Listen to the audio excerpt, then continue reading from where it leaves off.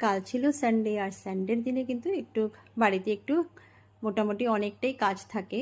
একটু এইদিকে ঝাড়াঝাড়ি সব কিছু একটু ক্লিন করি। তো হ্যালো এভরিওয়ান, আবারও চলে আসলাম একটা ছোট্ট মিনি ব্লগ নিয়ে। তো সকালবেলা উঠে সব কিছু কাজকর্ম করে একটু বাইরের একটু কাজ ছিল, তো বাইরের কাজগুলোও করে তারপরে আমার বরকে ব্রেকফাস্ট বানিয়ে দিলাম আর শ্বশুরমশাইকেও দিয়ে দিলাম। ওরা দুজন ব্রেকফাস্ট করে তারপর আমার বর চলে যাওয়ার পরে ঘরটার মোছামুছি করে তারপর স্নান করে চলে এলাম ঠাকুর ঘরে। আর ঠাকুরঘর মোছামুছি করে এবার চলে গেলাম ছাদে ফুল তুলতে। আর এই দেখো ফুল তুলতে এসে দেখলাম লঙ্কা গাছের মধ্যে অনেকটা লঙ্কা একদম লাল হয়ে আছে। আর দেখো অনেকটা এখন অনেক বড় হয়েছে গাছটা আরও, আর সবগুলো লঙ্কার মধ্যে বেশিরভাগ লঙ্কাই লাল হয়ে গেছে। তো আমি তো আর এগুলো নিয়ে যাব না, মাই ধরবে, এগুলো অনেকটা ঝাল থাকে, আমি তো ধরবো না, আমার ভয় লাগে ধরতে। তো মা পরে নিয়ে যাবে। আর এই দেখো বেগুন গাছে অনেকটা বেগুন ধরেছে, মধ্যেও ধরেছিল কিন্তু বেগুনগুলো ভালো ছিল না, এখন জানি না কি হবে।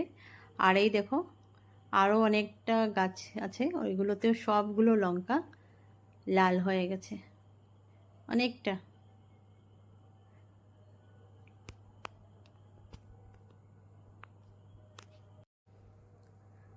আর এই লঙ্কা গাছগুলো মনে আলাদা লঙ্কা গাছ, এই রাজা লঙ্কার গাছ না কেন, এগুলোতে অনেকটা ফুল এসছে অনেক। আর লঙ্কা পাট দেখতে দেখতে আমি ফুলটা তুলতেই ভুলে গেছি।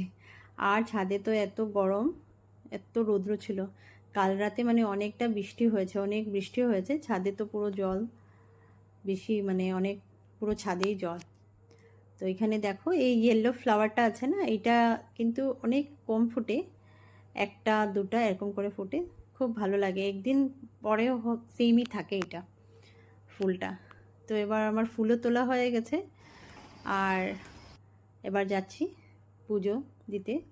তো এবার আমি ঠাকুর ঘরে এসে আমার পুজোটাও হয়ে গেছে, আর এবার চলে এলাম রান্নাঘরে। আর ছাদে যখন আমি গেছিলাম আমি একটা লেবু নিয়ে এসেছিলাম দেখে, আর মা তারপরে আবার বলে আমি একটু দেখে আসি গাছগুলো, মার তো মানে গাছকে খুবই ভালোবাসে সবগুলো মার এগুলো। তো এমনি ধীরে ধীরে গেছে গিয়ে মা আরও দুটা লেবু আর লঙ্কাগুলো নিয়ে এসছে।